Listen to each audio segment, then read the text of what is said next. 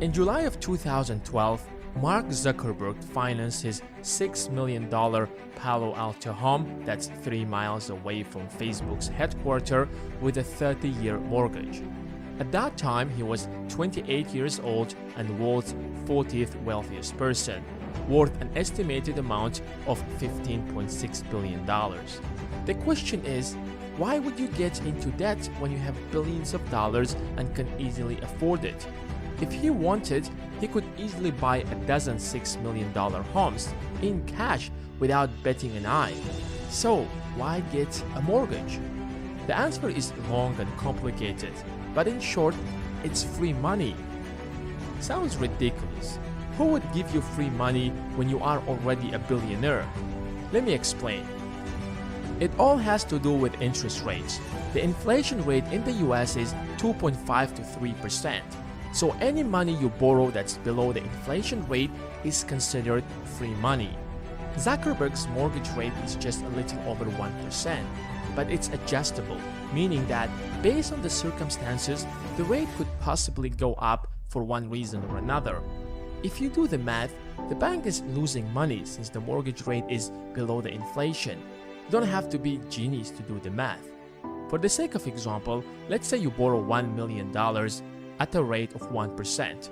The average rate of return on the savings account is 2.4%, meaning that if you deposit that $1 million in another bank, you end up making $24,000 a year, while you only have to make a monthly payment of $10,500 to the bank that lent you that money. Imagine if you can do that with $100 million, or how about $1 billion? When you can borrow money for free, there is no point in tying up your own money when you can use that money for more profitable things. Of course, when you are talking about small amounts of money, this might not make sense because the difference isn't that big. However, when it comes to large sums, playing around with 1, 2, or even 0.5% could potentially mean dozens of thousands of dollars, if not hundreds. Let's say you are a businessman and you can easily afford $1 million house. Why buy a house when you can finance it for 1 or 2%, while you invest the rest of that money in your business that could potentially get you 10, 20, if not 30% returns?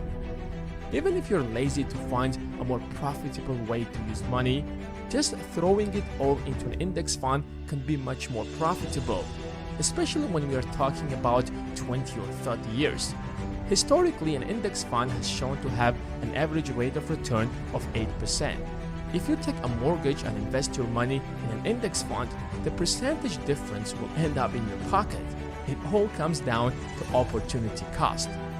Economically, it wouldn't make sense for Zuckerberg to buy the house in cash when he has been offered a 1% mortgage rate.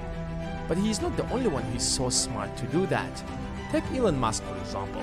Most of his wealth is tied to Tesla and SpaceX.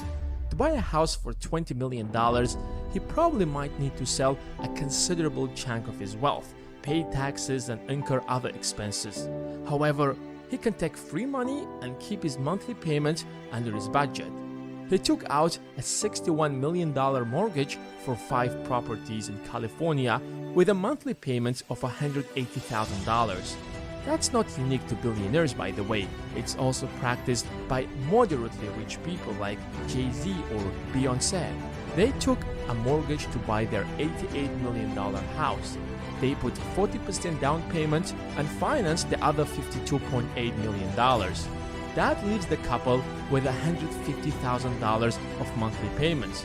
In comparison, the national median home value is around $200,000. Instead of tying up $53 million in a house, he definitely knows where to invest it to maximize his profit. At the end of the day, he's made a lot of great investments and he's on his way to becoming a billionaire. The richer you get, the better ways you find to make more money. But let's be honest, not everyone gets such a low mortgage rate. Nationwide, it's around 3%. But even at that rate, it still doesn't make sense to purchase a house if you can finance it. However, wait a second, let's make this clear.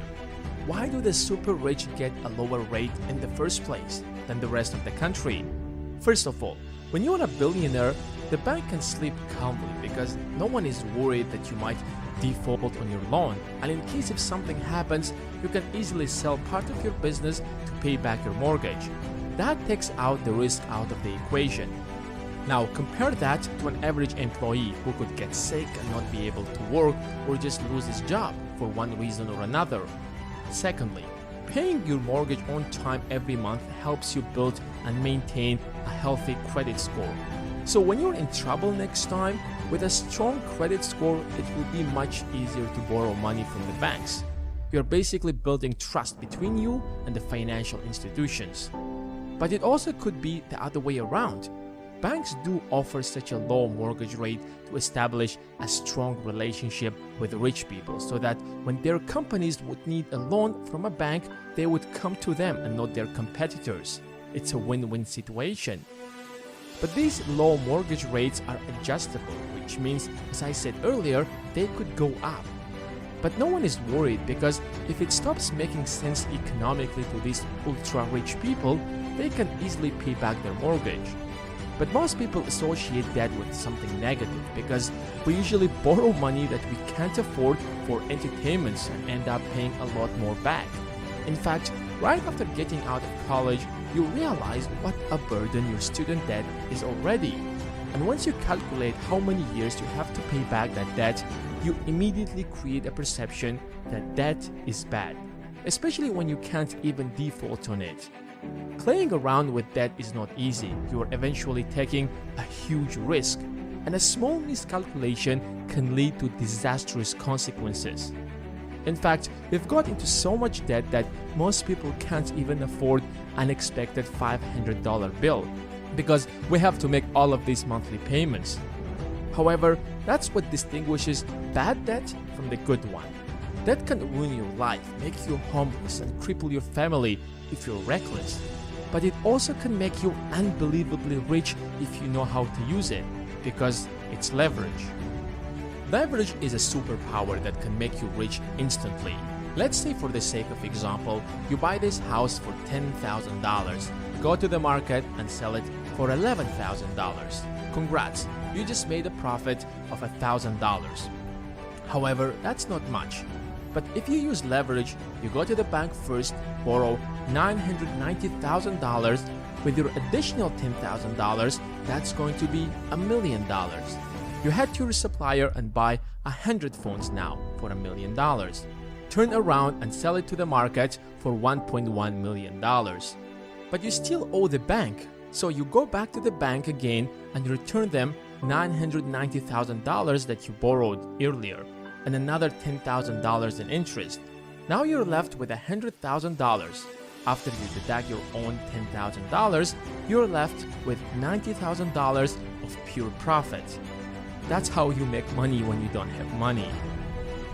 The bank made their share of the profit, and you made yours. Of course, when you take this formula to the extreme and it's not regulated by the governments and practiced by everyone in the Wall Street, it turns into a financial crisis, as it happened in 2008. Remember when home prices crashed and then they took down the entire economy with them? Well, it's because the investment banks used leverage to maximize their profit to the point where their strategy backfired. Because they began giving mortgages to people who didn't necessarily have the best credit score and weren't financially prepared to make the monthly payments. And then they defaulted on their mortgages, as they suppose. It was a nightmare for the investors, because for the last 40 years, home prices were rising, and suddenly they are going down. Well, we're not going to get into the details of the 2008 financial crisis, that's a story for another video, but in any ways, it's a major tool of how rich people make money. Of course, it's risky and you can end up losing everything, but if you know what you're doing, you can make a fortune overnight. I hope you guys have enjoyed this video and most importantly, found it helpful. And if you did, make sure to give it a thumbs up, and if you want to see more of these videos, consider subscribing and clicking on the bell besides it, so that the next video will appear right in your homepage and you won't miss it. Thanks for watching, and until next time.